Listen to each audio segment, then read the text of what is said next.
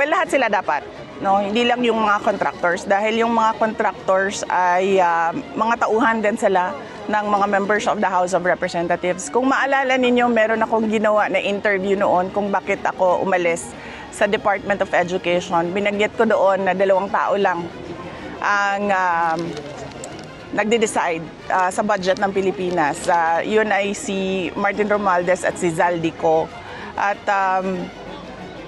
yung mga kasamahan nila o mga grupo nila, kasama din nila yon sa paghati-hati noong budget ng Pilipinas. Dahil nakita namin yon sa Department of Education, nabanggit namin yon kay BBM na ganun ang ginawa, pero noon ay wala siyang reaction.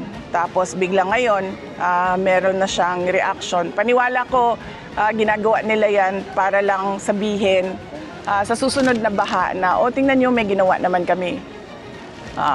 Pinaghahandaan niya lang yung excuse niya para sa susunod na baha.